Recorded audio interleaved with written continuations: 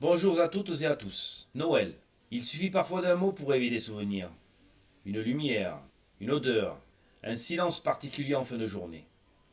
Pour certains, Noël est une fête, pour d'autres une tradition, et pour beaucoup, sans toujours savoir pourquoi, un moment à part.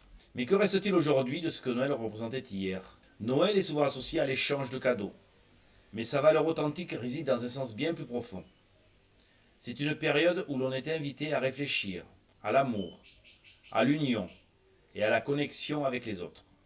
Nous allons donc traiter la peur de Noël en 3 épisodes et prendrons le temps de raconter l'histoire. Noël, il suffit parfois d'un mot pour que quelque chose se réveille. Une lumière dans la nuit, une odeur familière, un silence différent des autres jours. Même ceux qui disent ne plus y croire, même ceux qui prétendent que ce n'est plus comme avant, ressentent que Noël n'est pas un jour comme les autres. Noël, c'est un temps qui ralentit. Un moment où l'on se retrouve, parfois sans trop savoir pourquoi, mais avec ce besoin étrange d'être ensemble. Noël est un jour à part, qui rassemble des plus petits aux plus grands, de la famille aux amis, en passant parfois par les voisins, et qui ne laisse pas à discussion concernant les moments de joie et de partage qu'amène ce jour si particulier. On allume des lumières, on prépare une table, on attend. Cette attente, elle est peut-être ce qui définit le mieux Noël. Hier, comme aujourd'hui, Noël a toujours été lié à quelque chose de plus grand que nous.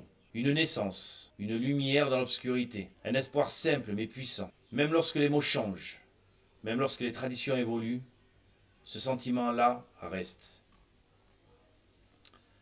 Noël nous rappelle que l'on ne vit pas seul, qu'il existe des moments faits pour se rassembler, pour transmettre, pour faire une pause dans le tumulte. Ce n'est pas la fête qui est importante, mais ce qu'elle nous invite à être. Dans la plupart des familles chrétiennes, les cadeaux sont offerts au pied du sapin, qui lui-même est souvent support de la crèche, représentant la scène de la naissance du Christ, qui fait d'ailleurs son apparition dans le berceau, prévu à son arrivée le jour de Noël, bien entendu.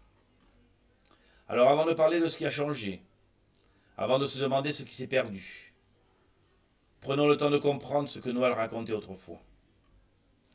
C'est ce que nous ferons dans la prochaine vidéo. Merci à vous. Bienvenue sur Hier et Aujourd'hui.